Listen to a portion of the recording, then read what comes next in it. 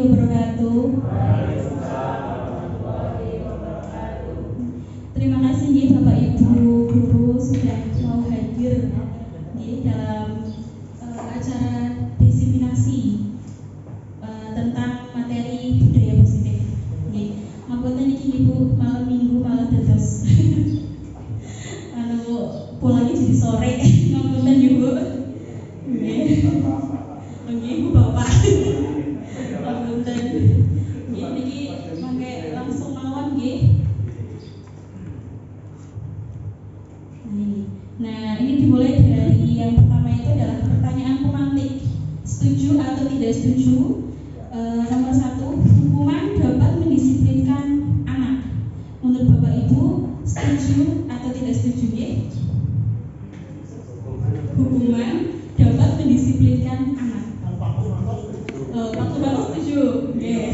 Yang lain setuju tidak? Bu Bita mungkin? Bu Bita yang guru penggerak mengatakan tidak. Itu pendapat nih. Terus yang kedua, pemberian hukuman dengan hal positif seperti membaca atau membersihkan halaman sekolah dapat meningkatkan disiplin anak. Setuju atau tidak? Setuju. Bu Winta? Setuju. Setuju nih. Terus yang ketiga, memberi penghargaan dapat meningkatkan motivasi belajar anak. Setuju? Setuju. Oke, kita lanjut ke slide berikutnya. Nah, di dalam budaya positif kita ada 6 poin nih. Yang pertama adalah disiplin positif dan nilai-nilai kebajikan universal. Yang kedua, teori motivasi, hukuman dan penghargaan, restitusi. Yang ketiga, keyakinan kelas. Keempat, kebutuhan dasar manusia dan dunia berkualitas. Kelima, restitusi atau 5 posisi kontrol. Yang keenam, segitiga restitusi. Nah, yang pertama nanti kita bahas adalah disiplin positif dan nilai-nilai kebajikan universal. Nah, ini di sini ada sedikit acting lagi. Nah, mungkin saya bisa minta tolong kepada dua rekan guru nih. Tadi saya sudah menanyakan, mungkin Pak Habib dan Pak Anto mungkin bisa untuk acting sedikit di depan untuk nih. Kalau yang A dan B ada Anda dan teman Anda. Sobeklah secari kertas kecil, tulislah benda atau sesuatu yang sangat berharga untuk Anda, letakkan di salah satu tangan Anda dan genggam atau sesuatu tersebut dengan segala daya. Buatlah sebuah kepalan. Terus yang B nanti akan mencoba untuk dengan sekuat tenaga dengan berbagai cara untuk meminta Anda memberikan benda tersebut. B bisa membujuk, mengancam, menghardik, merayu, menyuap, dan apa saja agar dapat membuka kepala tangan Anda. Nah, saya minta tolong apa nih untuk Pak Anto dan Pak Habib untuk maju ke depan. Coba. Oke, yang Pak Anto ya, Pak Anto.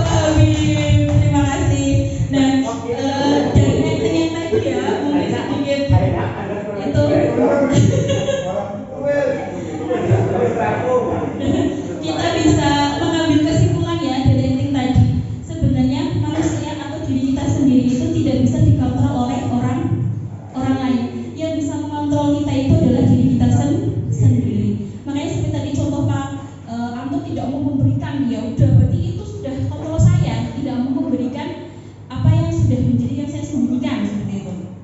Itu kontrol diri sendiri. Berarti itu yang tadi apa yang terjadi itu seperti tadi contohnya.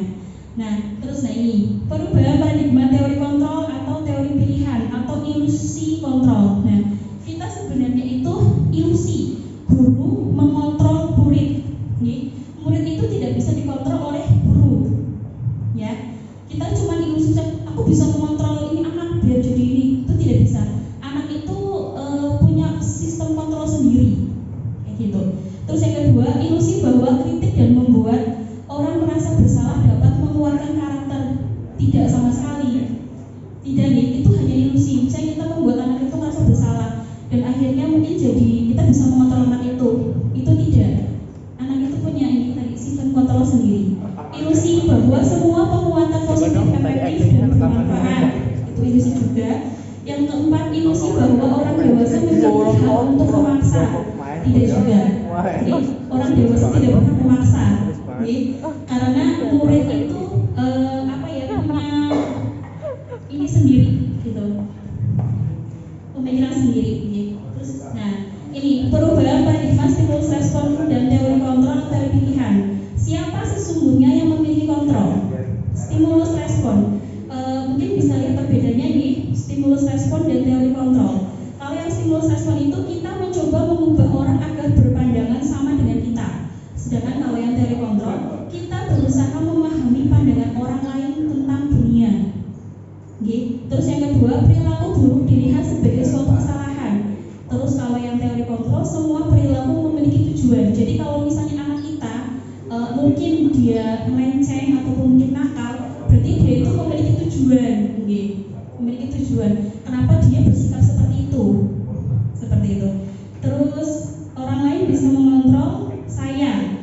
Terus kalau yang teori kontrol, hanya ada yang bisa mengontrol diri Anda, hanya Anda, berarti diri sendiri yang bisa mengontrol. Terus pemaksaan ada pada saat bujukan gagal. Terus kalau yang teori kontrol, kolaborasi dan konsensus menciptakan pilihan-pilihan yang baru. Kemudian model berpikir menang atau kalah. Kalau untuk yang stimulusnya, kalau yang teori kontrol, model berpikir menang dan menang, menang-menang, ya. Seperti itu. Terus ini ada peta konsep untuk disiplin positif, teori kontrol dan teori pilihan dari Dr. William Glasser. Nah, di sini ada 4 bagian. Yang pertama adalah Anda tidak bisa mengontrol orang lain, hanya Anda yang bisa mengontrol diri Anda. Nah, di sini makna disiplin, belajar kontrol diri dengan menggali potensi kita agar tercapai tujuan mulia, yaitu sesuatu yang menjadi seseorang yang kita inginkan berdasarkan nilai yang kita hargai. Itu makna dari disiplin.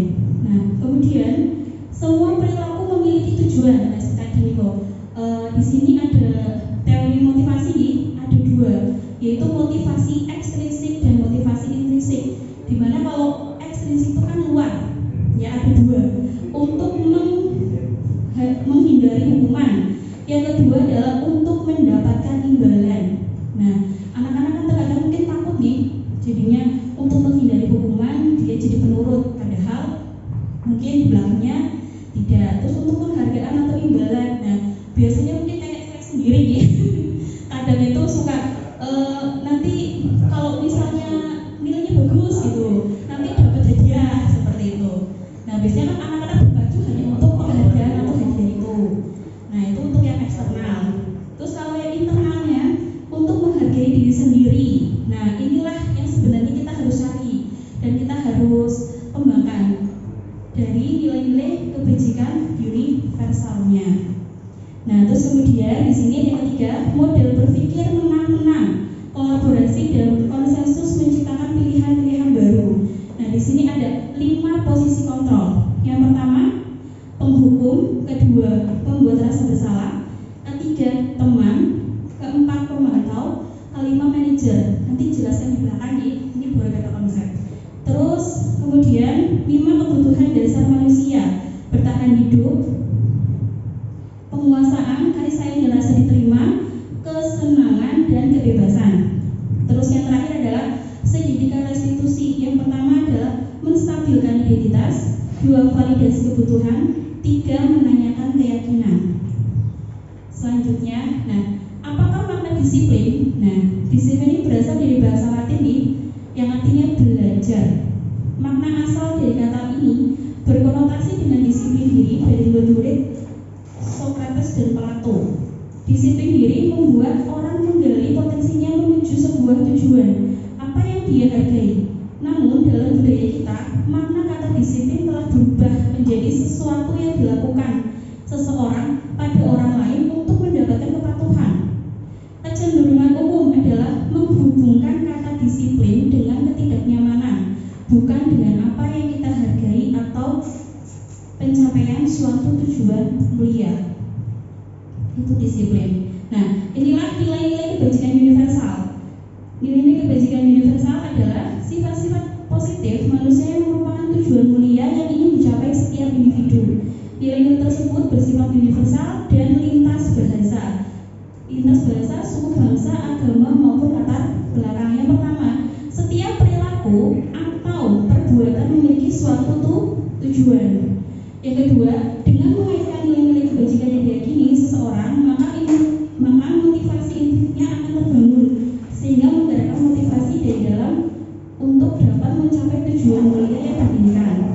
Yang ketiga, nilai-nilai kebajikan yang ingin dicapai oleh setiap anak Indonesia kita kenal dengan profil pelajar Pancasila, yaitu beriman, bertakwa kepada Tuhan Yang Maha Esa dan berakhlak mulia. Yang kedua, mandiri. Yang ketiga, bernalar kritis. Yang keempat, kebinekaan global. Yang kelima, bergotong royong. Yang keenam, kreatif. Yang kedua, materinya adalah teori motivasi, hukuman, dan penghargaan restitusi. Teori motivasi perilaku manusia. Tadi kan sudah disebutkan ada motivasi eksternal dan juga ada motivasi internal. Disitu ada contohnya kita sebagai guru sebenarnya harusnya murid itu mempunyai motivasi internal. Itu tujuan utamanya. Jangan karena penghargaan ataupun karena hukuman anak itu bisa nurut tapi dengan motivasi dari diri dia sendiri untuk misalnya berubah, berbuat baik ataupun disiplin, itu harusnya dari diri anak itu sendiri, seperti itu. Ini menurut Ki Hajar Dewantara merdeka. Menurut Ki Hajar Dewantara, merdeka itu artinya tidak hanya terlepas dari perintah, akan tetapi juga cakap buat memerintah diri sendiri. Itu menurut Ki Hajar Dewantara. Ini dihukum oleh penghargaan. Misalnya kita tadi seperti memberikan suatu penghargaan ataupun mungkin hadiah kepada anak ini nanti bisa bahwa penghargaan berlaku sama dengan hukuman. Intinya penghargaan itu sebenarnya sama dengan hukuman. Yang pertama itu mempengaruhi jangka pendek dan jangka panjangnya nanti. Jadi kalau nggak ada hadiah, anak itu tidak mau berbuat baik ataupun tidak mau disiplin seperti itu, ataupun mungkin tidak mau jadi lebih rajin belajar gitu. Terus yang kedua, penghargaan itu sama aja dengan menghukum. Penghargaan mengurangi ketepatan, penghargaan tidak efektif, penghargaan merusak hubungan.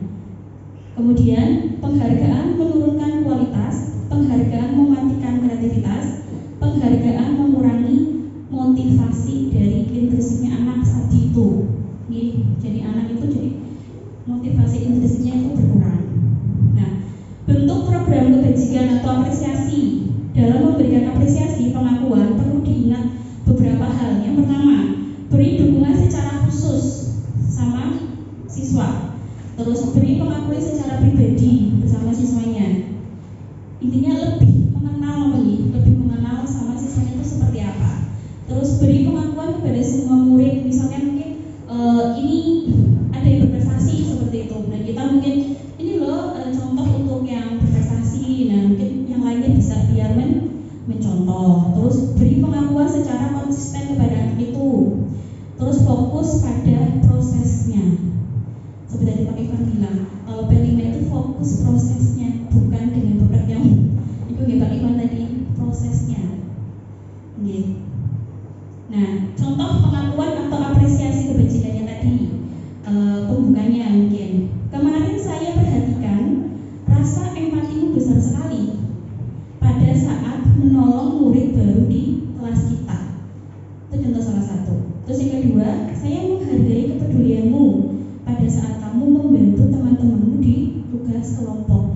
Itu bentuk apresiasinya kepada anak yang sudah mungkin yang tadi menghargai membantu teman-temannya, terus berterima kasih untuk rasa tanggung jawabnya dia pada saat kamu memungut kertas-kertas yang berserakan. Dan hal sekecil itu pun saja itu kita harus hargai gitu.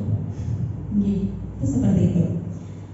Nah, ini ada beberapa pertanyaan nih, tindakan buruk, hukuman atau konsekuensi. Nah, contoh, mencatat 100 kali di dalam buku kalimat, saya tidak akan terlambat lagi karena terlambat ke sekolah. Nah, menurut Bapak Ibu, mencatat anak untuk mencatat 100 kali dalam buku kalimat itu termasuk hukuman atau konsekuensi? Hukuman ya, hukuman. Oke. Yang kedua, lari mengelilingi lapangan basket 2 kali karena terlambat hadir di sekolah. Hukuman atau konsekuensi? Hukuman atau konsekuensi? Hukuman. Oke, hukuman. Yang ketiga, murid diminta untuk push up 15 kali karena tidak menggunakan masker di sekolah. Hukuman atau konsekuensi? Hukuman. Oke. Yang keempat, menggantikan kertas tugas teman yang telah dicoret-coret. Konsekuensi. Membersihkan tumpahan air di meja tulis karena tersenggol pada saat belajar. Konsekuensi. Terus yang ini selanjutnya, murid disuruh untuk mengenakan sepatu seharian di sekolah. Untuk tidak sebenarnya, murid disuruh untuk tidak mengenakan sepatu seharian di sekolah karena tidak mengenakan sepatu hitam. Tidak memakai sepatu. Hukuman. Oke. Yang terakhir, lari mengelilingi lapangan basket 2 kali karena terlambat 10 menit untuk pelajaran PJOK. Hukuman atau konsekuensi? Hukuman. Oke, kita lihat jawabannya ya. Yang pertama, hukuman betul, hukuman lagi, konsekuensi betul, konsekuensi, hukuman, dan yang terakhir adalah konsekuensi. Kenapa? Karena lari mengelilingi lapangan basket 2 kali pada saat jam PJOK. Biasanya kan itu dilakukan di setiap pagi. Kalau guru, menjadi hukuman ketika tertibnya atau ketentuannya sudah ditentukan, tapi tanpa ketentuan yang disampaikan itu menjadi sebuah hukuman. Menjadi sebuah hukuman. Tapi kalau di sini Pak, di sini kan dalam satu linearnya nih, kan di situ kan ada PJK. Biasanya kalau misalnya pada saat pada pelajaran, bukan sekolah. Sudah ditentukan menjadi hukuman. Menjadi konsekuensi. Kan karena gini, lari mengelilingi lapangan basket kan dia emang lagi sedang pelajaran PJOK. Gitu. Nah di situ kan memang biasanya kalau pelajaran PJOK kan awal itu pasti anak-anak itu kan lari gitu. Nah pemanasan gitu. Nah pemanasan 2 kali. Ya mungkin kan karena temannya sudah tadi, makanya kan dia berarti belum melakukan. Nah itu seperti itu Pak maksudnya. Terus niku Pak sudah ada ini karena temannya sudah melakukan dan dia belum, jadi konsekuensinya dia harus jadi konsekuensi seperti itu. Apa yang diberikan itu karena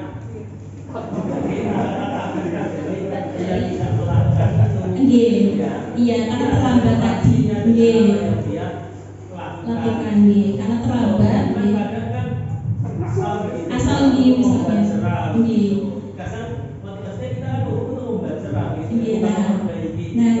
perilaku kalau ini kan berbeda. Kalau konsekuensi lebih ke merubah perilaku begitu nih Bapak Ibu Samuel Nah, ini perbedaan hukuman dan konsekuensi.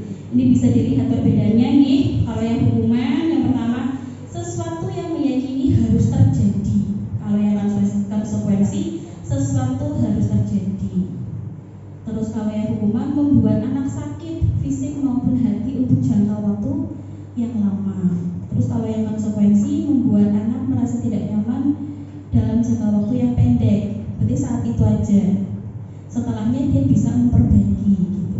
Tapi kalau hukuman lah sebel gitu, mau nggak bisa telat tempat ini nanti jadinya saya nuturi sampah. Jadi kan anak itu jadi nggak merasa untuk memperbaiki hal itu seperti itu. Tapi kalau mungkin konsekuensi kan bisa diperbaiki. Seperti itu gitu perbedaannya. Nah terus ini yang lebih bagus lagi selain konsekuensi sama hukuman adalah restitusi. Ya, nah kalau untuk hukuman itu nanti akhirnya murid atau anak itu membenci peraturan dan itu bersifat negatif. Terus kalau yang konsekuensi itu murid atau anak menghormati peraturan, netral. Nah ini lebih bagus lagi adalah restitusi, murid atau anak menghormati dirinya dan orang lain, itu menjadi positif. Itu perbedaannya. Seperti itu. Terus ini apa sih restitusi itu? Restitusi adalah proses menciptakan kondisi bagi murid untuk memperbaiki kesalahan mereka sehingga mereka bisa kembali pada kelompok mereka dengan karakter yang lebih kuat. Restitusi juga merupakan proses kolaboratif yang mengajarkan murid untuk mencari solusi untuk masalah mereka dan membantu murid berpikir tentang orang seperti apa yang akan ingin menjadi atau tujuan mulia dan bagaimana mereka harus memperlakukan orang lain. Ini restitusi. Kemudian ini ada 9 ciri-ciri restitusi. Yang pertama, bukan untuk menebus kesalahan, namun untuk belajar dari kesalahan. Yang kedua, memperbaiki hubungan. Yang ketiga, tawaran bukan paksaan. Yang keempat, restitusi menuntut untuk melihat ke dalam diri. Kelima, restitusi mencari kebutuhan dasar yang mendasari tindakan. Yang keenam, restitusi diri adalah cara yang paling baik. 7. Restitusi fokus pada karakter bukan tindakan. 8. Restitusi fokus pada solusi. Yang ke-9, restitusi mengembalikan murid yang berbuat salah pada kelompoknya. Itu 9 cirinya. Nah, kita masuk ke pembelajaran yang ketiga atau materi yang ketiga ini tentang keyakinan kelas. Ini berarti kalau begitu apakah tindakan yang bersifat hukuman diikutin? Kalau dari materi ini, kalau dari guru penggerak nih dianjurkan jangan. Tapi kemarin saya pernah berkolaborasi dengan guru yang lain, itu ya dari sekolah-sekolah lain itu ya masih seperti itu. Mungkin untuk beberapa anak yang mungkin memang terlampau seperti itu, terlampau spesial gitu nih, terlampau spesial. Tapi kalau masih bisa dikendalikan, mungkin hukuman itu dihilangkan. Setakat mungkin tidak. Insya Allah kalau dari kemarin kolaborasinya seperti itu.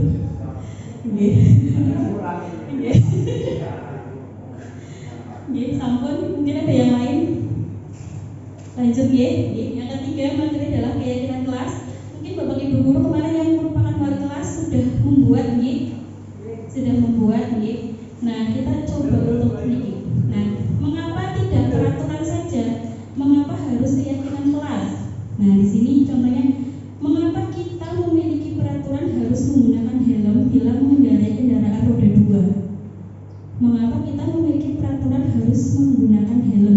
Karena kita itu kalau menggunakan helm kan sadar karena itu untuk keselamatan kita. Jadinya makanya walaupun itu peraturan, kita yakini maksudnya keselamatannya yang dewek gitu buat diri kita sendiri. Jadi kita tetap harus memakai. Nah, kita harapannya kepada guru kita juga sama seperti itu gitu. Ada suatu keyakinan kelas di mana misalnya bersama kita menyukai otomatis kan itu mungkin ada yang nyapu, ada apa. Nah itu dari keyakinan itu membuat anak itu jadi yakin gitu. Oh, kebersihan itu memang bagus nanti untuk kesehatan, untuk apa. Jadi kita tanamkan itu kepada anak-anak. Itu seperti itu. Jadi lebih mantap karena itu adalah hal yang diyakini anak itu sendiri, bukan karena paksaan ataupun karena peraturan. Seperti itu. Makanya kemarin Bapak Wali kelas, Pak Ibu Wali kelas itu dituntut untuk membuat keyakinan kelas bersama putra putrinya di kelas nih. Ya mungkin semuanya sudah nih, Bu Riri juga kemarin sudah mengirimkan ke saya nih Bu, bagus sekali gitu nih. Tidak banyak tapi itu kena ke semuanya nih Bu kemarin itu. Terus seperti itu. Untuk mendukung motivasi intrinsik, kembali ke nilai-nilai keyakinan lebih menggerakkan seseorang dibandingkan mengikuti serangkaian peraturan. Itu seperti itu. Jadi intinya yang saya tadi bilang intinya meyakini dulu gitu. Jadi anak-anak itu bisa melakukan itu dengan ikhlas. Seperti itu. Nah, contoh ini ada 2, yang mana yang merupakan keyakinan kelas dan mengapa? Ada yang selain hijau sama yang putih. Menurut Bapak Ibu, yang mana yang merupakan keyakinan yang positif? Yang mana? Yang hijau atau yang putih? Oh, saya bacakan lagi. Kalau yang hijau, datang tepat waktu, mengucapkan salam, menjaga kebersihan sekolah, berdoa sebelum dan sesudah kegiatan, keempat aktif dalam pembelajaran, kelima tertib. Nah, kalau yang satu, kami guru dan murid yang saling menyayangi. Yang kedua, kami murid yang semangat belajar. Yang ketiga, kami murid yang peduli dengan teman-teman. Yang mana nih? Pak Rinci, yang putih? Ya, betul. Itu yang kata-katanya positif ya. Kami guru dan murid yang saling menyayangi. Kalau misalnya yang hijau, itu kan masih kayak ada paksaan datang tepat waktu. Berarti kayak keharusan gitu kan masih sepihak gitu. Kayak mungkin kamu harus datang tepat waktu seperti itu. Kalau yang sini kan kami guru dan murid saling menyayangi. Seperti itu tanpa ada paksaan. Seperti itu. Sudah paham bedanya nih? Sudah paham. Pak Dani sudah paham? Oh, lagi diskusi kalian Bu Riani. Kemudian Bu sudah paham?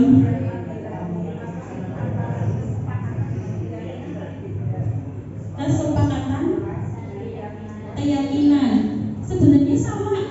Kesepakatan sama keyakinan kelas. Ini cuma ini aja Bu, apa namanya ininya. Jadi namanya kesepakatan kelas itu termasuk keyakinan kelas gitu. Diyakini kesepakatan yang diyakini oleh kelas itu mau seperti apa seperti itu. Dan itu harus bersifat positif kata-katanya, bukan yang bersifat negatif. Kalau yang satu itu kan masih negatif nih, datang tepat waktu. Nah, itu kan kayak pemaksaan nih, anak-anak itu akan terpaksa untuk datang seperti itu. Misalnya mungkin itu ya Bu, misalnya jangan membuang sampah sembarangan, tapi menggunakan kata buanglah sampah pada tempatnya. Bisa Terima kasih ada tidak membuang sampah sembarangan. Nah, itu artinya kayak gitu. Kalau jangan itu di seperti apa istilahnya sebuah kesadaran menyadarkan begitu bukan percayakan pelaksanaan selalu dari tujuan dalam pelaksanaan. Bisa dipahami? Terima kasih Bu.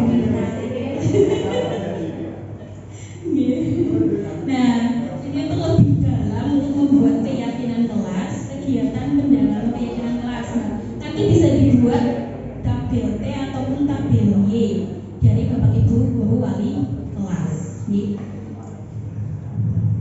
Tabel T itu seperti ini yang sebelah sini. Yang ini, kalau yang ini adalah tabel Y.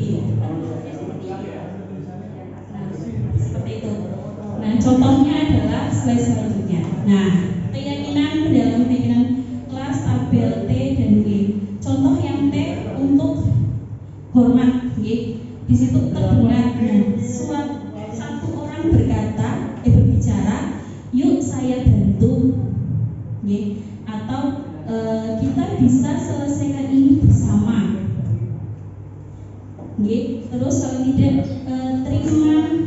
terima, terus tolong ya, permisi, terus boleh saya pinjam.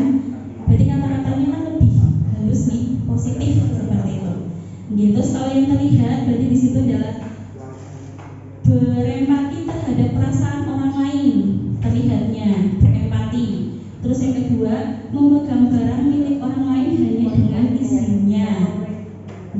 Itu yang terlihat. Terus berperilaku tersenyum ramah. Yang kedua, memberikan salam hormat, berjabat tangan. Contohnya seperti itu, salim. Itu yang tabir. Terus kalau yang tabir T itu bisa tampak seperti dan tidak tampak seperti. Contoh yang tidak tampak seperti, datang tepat waktu. Terus yang tidak tampak seperti, sering hadir terlambat. Yang kedua, menyapa teman dan guru setiap hari. Terus yang tampak seperti ini. Terus yang tidak tampak seperti itu, tak acuh kepada teman dan guru. Berarti kalau yang tampak seperti itu yang positif, yang tidak tampaknya itu adalah yang negatif. Itu seperti itu. Terus kalau yang bekerja itu adalah tampak sepertinya tekun bekerja dan menyimak guru. Kalau tidak tampak sepertinya tidak mendengarkan guru dan acuh tak acuh. Yang kedua, menyerahkan tugas tepat waktu. Dan yang tidak tampak sepertinya tugas tidak diberikan. Itu perbedaannya. Itu untuk membuat tabel T ataupun tabel Y di keyakinan kelas. Intinya itu kalau keyakinan kelas, kata-kata yang negatif itu diubah menjadi yang lebih positif. Itu seperti itu. Untuk memotivasi anak itu lebih disiplin, lebih rajin seperti itu. Dalam? Ini kalau lebih dalam lagi. Ini kalau mau juga boleh nanti. Mungkin diulang keyakinan kelasnya gitu. Jadi mungkin nanti lebih bagus lagi. Tapi kemarin Ibu Titin ini kan sudah luar biasa. Kemarin sekali saya ngomong dan langsung mudeng Bu Titin, luar biasa kemarin. Terus selanjutnya, nah, peraturan dan keyakinan kelas di sini. Coba Bapak Ibu di sini ada kalimat pernyataan. Selalu kembalikan buku ke tempatnya. Termasuk keyakinan kelas seperti apa Freddy? Selalu kembalikan buku ke tempatnya. Bertanggung jawab. Terus yang kedua, dilarang mengganggu orang lain. Apa? Saling menghormati orang lain. Terus yang ketiga, hadir di sekolah 15 menit sebelum pembelajaran dimulai. Disiplin, oke. Dilarang melakukan kekerasan. Masuk ke kebijakan universal apa? Sikapnya dilarang melakukan kekerasan, berarti keselamatan. Terus dilarang menggunakan narkoba, berarti masuknya ke kesehatan. Terus bergantian atau menunggu giliran, antri, ketertiban bisa. Menggunakan masker, kesehatan. Jangan berlari di kelas atau koridor, ketertiban, keselamatan. Nah, coba kita lihat ya, apakah jawaban kita tadi betul ya? Betul. Nah, tanggung jawab betul, menghormati orang lain dan berkomitmen. Terus keselamatan, menghormati orang lain juga. Kesehatan betul, menghormati orang lain, bersabar. Terus gunakan masker, kesehatan, keselamatan. Terus yang terakhir keselamatan dan keamanan, biar mungkin nggak jatuh seperti itu, buang nabrakan kami seperti itu kan, berarti keamanan dan keselamatan. Lanjut nih. Yang keempat materinya adalah kebutuhan dasar manusia dan dunia berkualitas. berkualitas.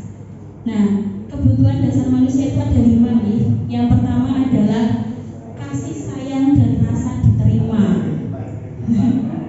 Terus yang kedua, kesenangan. Terus yang ketiga, bertahan hidup. Yang keempat, penguasaan. Dan yang kelima adalah kebebasan. Nah, mungkin kalau murid kita mungkin ada yang mungkin nakal ataupun mungkin nanti bersikap yang kurang baik, mungkin anak itu kurang gitu, kurang memperoleh 5 kebutuhan dasar manusia ini. Mungkin dia kurang kasih sayang, mungkin dia rasa kesenangannya kurang, seperti itu. Makanya anak-anak itu suka sekali melakukan beberapa kesalahan. Mungkin untuk menarik perhatian kan berarti dia kurangnya kasih sayang gitu dari mungkin orang tuanya di rumah gitu. Oke, seperti itu. Nah, lanjut nomor 5 adalah 5 posisi kontrol. Nah, di sini 5 posisi kontrol itu yang pertama adalah untuk identitas gagalnya ya adalah penghukum. Yang pertama itu penghukum. Nah, di situ penghukum itu bisa berkata kalau kamu tidak melakukannya, awas ya, rasakan. Nah, itu termasuk kata-kata buat menghukum. Hasilnya anak itu akan memberontak, menyalahkan orang lain dan berbohong. Kaitannya dengan dunia berkualitas, murid meletakkan guru di luar dunia yang berkualitas. Murid berkata, biarkan saja, nanti juga marah-marah lagi. Nah, kalau penghukum itu tidak membuat anak itu belajar, dampaknya pada murid, dia akan mengulangi kesalahannya kembali. Biasanya seperti itu nih, peraturan, hukuman pasti akan selalu dilanggar kalau mungkin caranya dengan hukuman seperti ini. Terus yang kedua, membuat orang merasa bersalah. Nah, di sini guru bisa berbuat bersama dan mengatakan seharusnya atau ibu kecewa. Nah, mungkin kamu seharusnya, kamu sudah tahu ibu lelah sekali mengatakannya, ibu stres. Nah, itu kan jadinya membuat muridnya itu merasa bersalah karena gitu sampai guru masih kepriwen seperti itu nih. Nah, terus untuk hasilnya menyembunyikan dan menyangkal dan berbohong, bisa seperti itu. Terus murid bisa berkata, nah mungkin karena menyesal, karena merasa bersalah, jadi dia minta maaf. Hasilnya menjadi anak itu merasa rendah diri. Gitu. Berarti kita tidak boleh menjadikan pembuat orang merasa bersalah. Terus teman, nah biasanya saya juga seperti ini. Sama murid itu seperti teman, seperti itu. Sebenarnya itu juga tidak dianjurkan, ya, tapi sering dilakukan. Coba seperti ini contohnya, ayolah lakukan demi ibu. Nah, saya kadang juga sering seperti itu pada murid saya. Dan biar nanti anaknya, oh iya ya, dulu udah capek seperti ini, akhirnya dia mau melakukan seperti itu. Nah, hasilnya itu lemah dan tidak mandiri, gitu kan, tergantung sama gurunya jadinya, tergantung. Terus pemantau, nah ini baik lagi dari teman. Kalau pemantau itu nanti hasilnya itu menitik beratkan pada sanksi atau hadiah untuk dirinya, seperti itu. Nah, contohnya itu nih, murid meletakkan guru peraturan dan hukum di dunia berkualitas.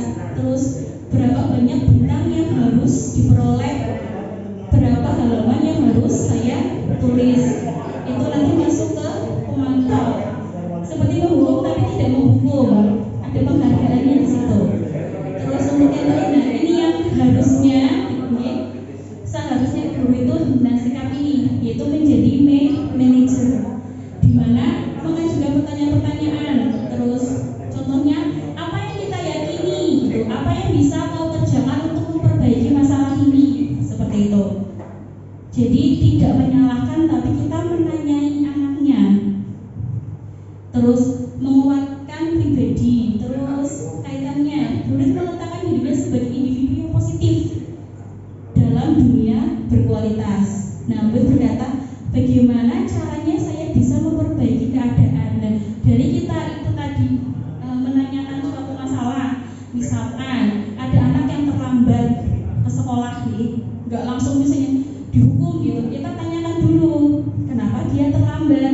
itu. Terus ditanyai apakah itu sesuai dengan keyakinan kelas yang sudah dibuat atau belum, seperti itu kan. Terus oh ternyata belum Bu. Nah kalau belum berarti keyakinan kelas apa yang mungkin kamu langgar di situ, mungkin sikap disiplin seperti itu nggih. Nah terus ditanya lagi apakah kamu bersedia untuk memperbaiki ini semua gitu. Nah anaknya kan jadi berpikir gitu kan nih, anaknya berpikir oh iya Bu saya mau memperbaiki semua ini. Nah kita tanya dengan cara bagaimana kamu akan memperbaiki itu gitu. Dan anak nanti bisa berpikir oh iya mungkin nanti saya bisa bangun lebih cepat atau malam mungkin tidak begadang main game, itu seperti itu. Jadi kita ada step by stepnya, tidak menghukum tapi kita tanyai, kita cari solusinya bareng-bareng seperti itu. Anak itu masih akan berpikir sendiri kalau memang itu salah seperti itu.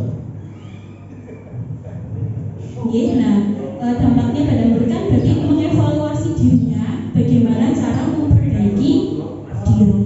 Itu untuk yang manajer. Nah, contoh pernyataan siapa yang mengatakan? Pernyataan yang pertama, saya kecewa sekali dengan kamu. Itu contoh adalah membuat orang merasa bersalah. Yang kedua, kamu tidak pernah benar melakukannya. Itu termasuk hukuman. Ayolah lakukan demi ibu atau bapak, itu termasuk ke yang teman. Kalau apakah kamu mau mendapatkan stiker bintang hari ini, berarti itu termasuk pemantau. Terus bagaimana kamu bisa menyelesaikan masalah ini, itu termasuknya ke manajer. Terus yang terakhir, kamu selalu yang paling terakhir, itu termasuk penghukum. Seperti itu.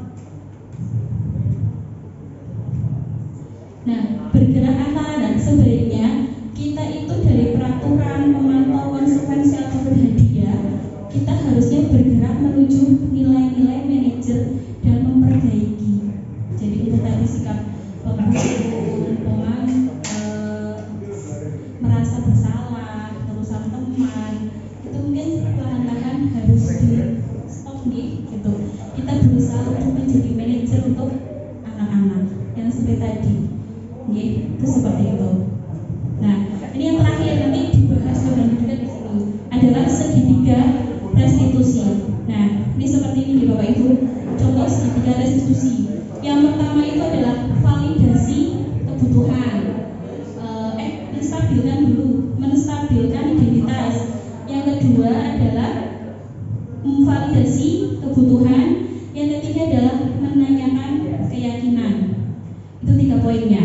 Penjelasannya, nah, ini menstabilkan identitas untuk membuat anak yang merasa gagal karena berbuat salah menjadi positif terhadap dirinya sendiri. Ini dari menstabilkan identitas. Contohnya, kita mengatakan kepada muridnya kalau dia berbuat salah seperti ini. Berbuat salah itu hal yang manusiawi, tidak ada manusia yang sempurna. Bapak atau ibu juga buat salah. Kita pasti bisa menyelesaikan masalah ini. Bapak atau ibu tidak tertarik untuk mencari tahu siapa yang benar, siapa yang salah. Bapak ibu lebih tertarik untuk menyelesaikan masalah. Kalau kamu menyalahkan dirimu sendiri terus-menerus, apakah kamu bersikap baik pada dirimu sendiri? Jadi tidak menyalahkan, kita menanyakan seperti kita memotivasi lagi, seperti itu.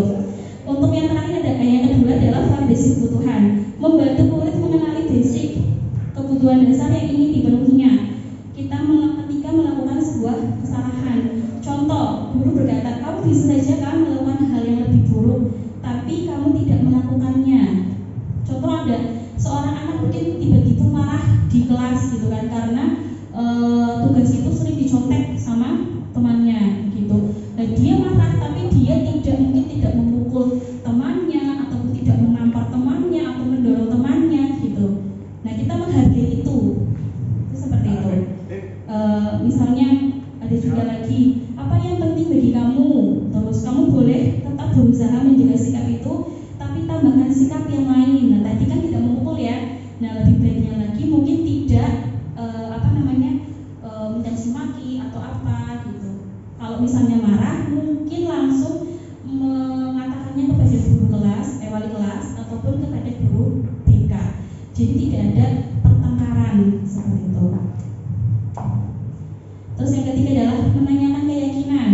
Anak melihat kesalahannya dihubungkan dengan norma sosial dan nilai-nilai yang mendasari manusia berinteraksi dengan orang lain. Nah, contohnya apa nilai yang kita percaya di kelas atau di sekolah kita? Nah, seperti tadi itu, Nah, kita tanyakan itu, apakah waktu melanggar peraturan terlambat ataupun apa itu sudah sesuai dengan keyakinan kelasnya atau tidak gitu. Kalau tidak berarti bagaimana gitu? Apakah sesuai dengan nilai-nilai universal apa yang telah disepakati? Kelas yang ideal itu seperti apa sih? Gitu. Kamu ingin jadi anak seperti apa? Apa yang kamu rasakan ketika kamu melakukan itu? Kamu menjadi orang yang seperti apa? Semuanya itu dari menstabilkan identitas, dari validasi kesalahan, terus menanyakan keyakinan, itu semuanya kan berbau positif gitu. Tidak boleh menyalahkan anak tersebut seperti itu. Jadi kita harus, kalau yang menanyakan identitas validasi identitas berarti kita menanyakan dulu masalahnya apa anak itu, gitu kan. Terus tidak menyalahkan, intinya semua orang juga pernah melakukan kesalahan gitu. Terus nah kalau yang tadi validasi keyakinan, nah kita tanyain juga kejadian itu seperti apa, seperti itu. Tidak menyalahkan. Nah terus yang terakhir, apakah perbuatan yang tadi dilakukan itu, nah menurut kamu itu masuk ke keyakinan kelas apa tidak? Nah kita tanyakan dulu, kalau dia berkata tidak, oh berarti kamu harus bisa memperbaiki semua kesalahan itu. Nah dengan cara apa kamu memperbaikinya? Dulu akan bertanya seperti itu.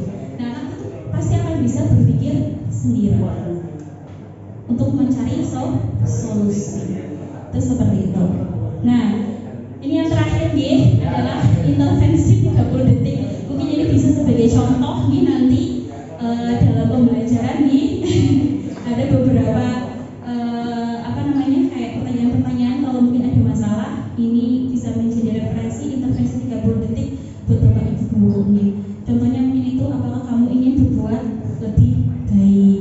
Apakah saat ini kamu sedang menjadi orang yang sedang kamu inginkan? Itu kan pertanyaan positif terhadap anak saat anak itu mungkin melakukan kesalahan, terlambat, ataupun mungkin bertengkar dengan teman yang lain, seperti itu.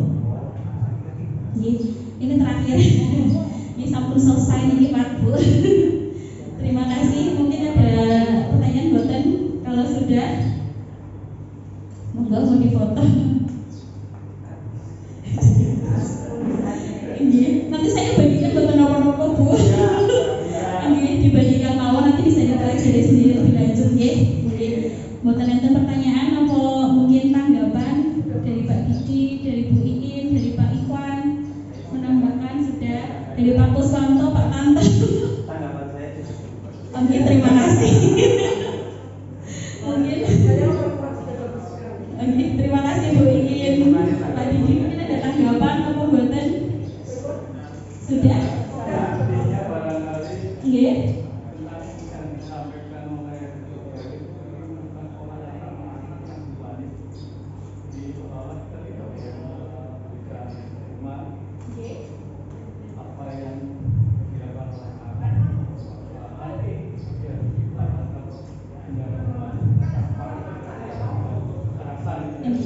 Dengan positif jangan negatif.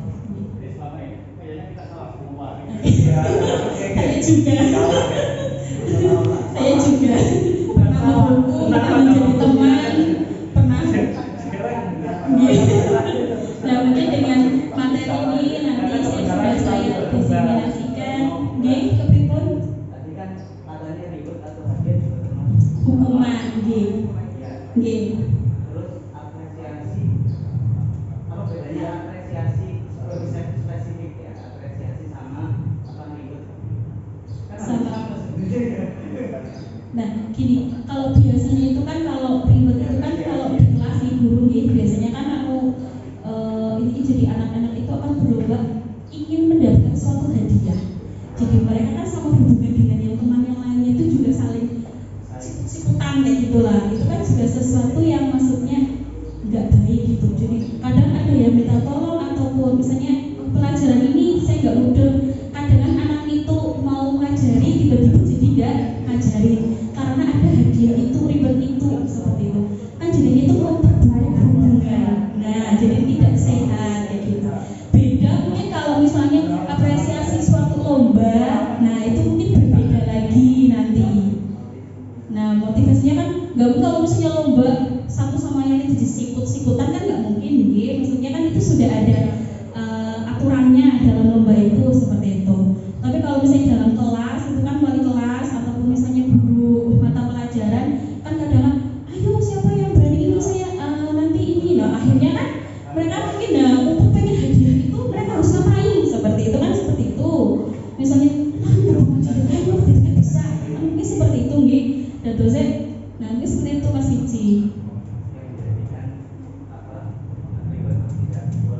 Nggih, nah itu jadi memperburuk hubungan, nanti menjauhkan anak satu dengan yang lain, mungkin malah jadi bu itu pilih kasih semakin pinter tok seperti itu.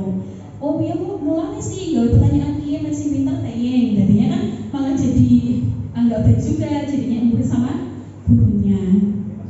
Itu seperti itu. Mengabaikan motivasi belajar anak. Nggih. Semacam itu. Ya, artinya anak belajar motivasinya bukan untuk belajar, tapi dia ya. Dia Nah, motivasinya seperti itu. Kita mengapresiasi oke. Beda sebenarnya kok, kalau apresiasi kan memang mungkin kalau anak itu sudah mampu sendiri gitu kan. Kalau misalnya kayak ribet kan penghargaan itu kan nah seperti itu. Ini juga ribet. Iya, ini juga ribet. Kalau kita apresiasi pujian Gimana tadi Pak? Nah, itu harus dibenarkan. Misalnya kan kayak tadi kan ada contohnya gitu, misalnya bu guru sangat bangga misalnya kamu telah membantu temanmu seperti itu lah. Itu kan kata-kata apresiasi juga. Nggih, seperti itu. Bapak Iji sudah? Nggih. Nggih, seperti tadi.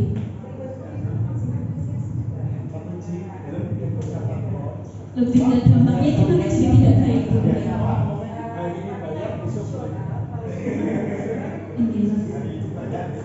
Misalnya contohnya mungkin lomba seperti itu Bu. Nah itu beda lagi nanti Bu. Kalau lomba itu kan nanti ada ketentuannya, gitu kan. Bersaingnya mungkin kan secara sehat gitu. Kalau misalnya itu di dalam kelas kan mungkin tidak. Jadinya seperti saya tadi bilang mungkin ada yang pintar banget, Cici dikasih tugas. Nanti kalau misalnya tugasnya selesai dan bagus, nanti dapat ini ya seperti itu. Nah akhirnya kan yang pintar tadi itu tidak mau mengajari yang tidak pintar seperti itu. Jadi kan nanti yang tidak pintar itu aduh, nah nanti itu memperburuk hubungan eventnya, seperti itu.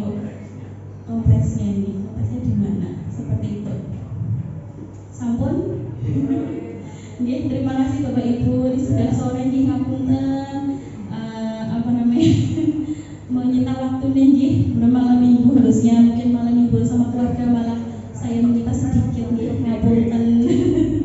Terima